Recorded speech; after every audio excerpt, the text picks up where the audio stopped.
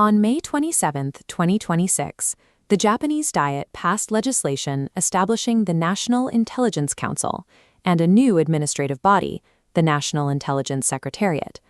While Japan has implemented several intelligence updates since the mid-2000s, this specific measure addresses the basic legal foundations of how the state collects and shares information. For decades, Japanese political leadership relied on the United States to supply the strategic intelligence required for major security decisions and early warning. In this video, we will examine the vulnerabilities of that legacy system, map the new architecture, and analyze the friction with Japanese democratic oversight. These reforms are designed to move Japan past its history of administrative silos, creating a structure intended for independent crisis management. Japan's legacy intelligence community consisted of 5 core organizations. CIRO was intended to serve as the principal coordinating body under the Prime Minister, but possessed limited legal authority to compel the other agencies to share data, leaving information trapped within individual departments.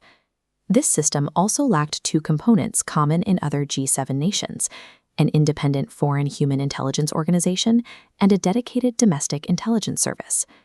These gaps resulted from a long-standing institutional aversion to strong intelligence organizations, rooted in the memory of wartime repression and the suppression of civil liberties. Because Japan depended on Washington for strategic analysis, there was little perceived need to invest in its own independent collection capabilities. This created a fragmentation problem.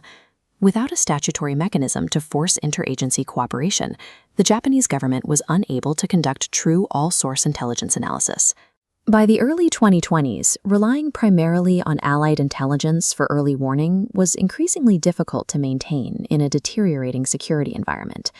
China's military expansion and its ability to project power across East Asia introduced a direct strategic challenge to Japanese territory. Simultaneously, North Korea continued to advance its nuclear arsenal and refine its missile delivery systems, heightening the need for localized, constant monitoring.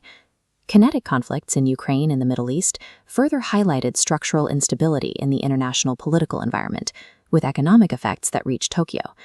These events forced a realization that Japan must navigate modern information warfare and crisis management with its own independent assets. This shift was mirrored in domestic public opinion.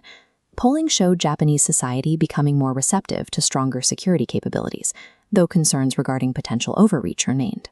Political momentum accelerated in late 2025. A new coalition agreement specifically mandated an upgrade to the nation's intelligence coordination. Even the United States, Japan's primary ally, encouraged Tokyo to improve its internal coordination to make the alliance more interoperable. The convergence of regional threats and a shift in domestic political alignment provided the window needed to reorganize the legacy system. To solve fragmentation, the 2026 architecture reorganized CIRO into the National Intelligence Secretariat, modeled after the U.S. ODNI. Crucially, the NIS gained statutory authority to coordinate the other agencies. To bridge intelligence and policy, the law also created a ministerial-level National Intelligence Council. While sharing a name with the U.S. organization, Japan's NIC is functionally different, acting as a prioritization framework. It allows political leadership to assign specific requirements to the intelligence community, ensuring all agencies work toward the same strategic goals. This structure enables shared personnel training and unified information sharing, which helps the government coordinate community-wide policies and operations. By creating this centralized flow, the 2026 reform established a functioning intelligence cycle, allowing for more comprehensive, all-source analysis. Although the 2026 Act solved the coordination problem, it left the question of active collection capabilities largely unanswered. Government officials have identified foreign human intelligence, overseas collection through specialized personnel, as a priority for future expansion. There are also ongoing discussions about enhancing counterintelligence, including proposals for increased penalties for espionage and a registration system for foreign agents. These potential developments, human intelligence and domestic counterintelligence, are the points where state security most directly intersects with individual rights.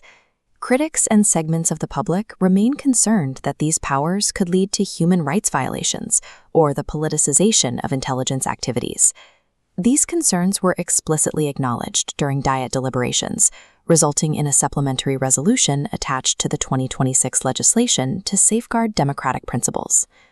For these reforms to maintain legitimacy, Japan may need more robust oversight mechanisms, such as a dedicated parliamentary committee to monitor intelligence activities. While Japan can learn from the oversight models of the US and the UK, it faces the challenge of engineering a system suited to its own historical and political context. The 2026 reform built the bureaucratic machinery of a modern intelligence community. Whether that machinery expands further depends on whether political leadership can prove to the public that these new powers are bound by rigorous democratic accountability.